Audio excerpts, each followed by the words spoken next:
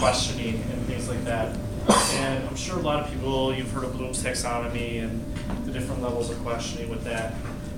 These are kind of questioning within a PBL. And this does actually fold up quite nicely. I'm not going to fold one up and waste it. For me as a science teacher, it's great when you fold this. It actually fits right over a bottle of water. So when you tell the kids they can't have water in Latin, they always ask, why do you have water? You can at least hide it so that they can't see it. So, Here, folks. it's, it never hurts. Kind of this side that doesn't have the 3 levels on it, just talks about questioning in general and the different ways to use questioning in the classroom. And the questioning that you're going to go through, the way is going to be different at different times as you go through the problem. So there are times that you're going to want to ask, very, probing questions or challenging questions. When we were doing the no need to know, I wasn't trying to be a jerk by asking people, how do you know that? It was confirming information. But it was a way to challenge to actually go a little bit deeper into the information. So it was a time to kind of do that. On the other side, we kind of have our 3 levels. And from cognitive up to the epistemic level, and as well as metacognitive. And just like anything, I think even with Bloom's, there's nothing wrong with low-level Bloom's questions. You just don't want to spend all your time there. And I think it's true of any of the levels. I don't think you ever want to stay at any level of Bloom's all the time. You are going to shift around. And that's what we would even say with these questions.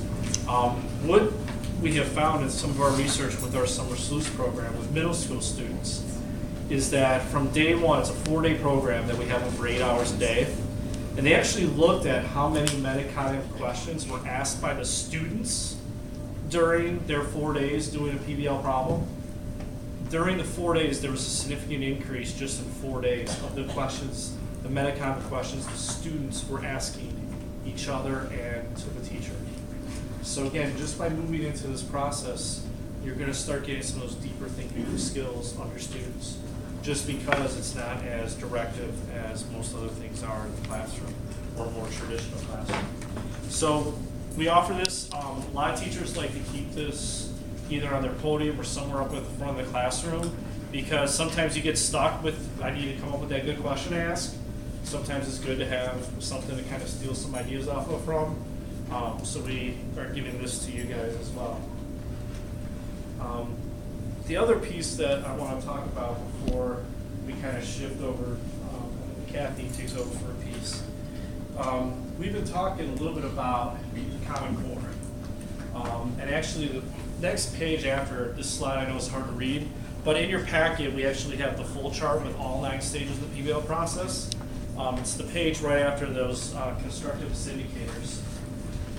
What we've done is we've looked at the science and engineering practices from the framework for teaching science K-12, the mathematical practices from the Common Core, and the college and career readiness in ELA in the Common Core. And what we've looked at is, no matter what grade level, no matter what content, which of these are you hitting just by going through the PBL process? So again, it doesn't matter subject area or grade level of the students.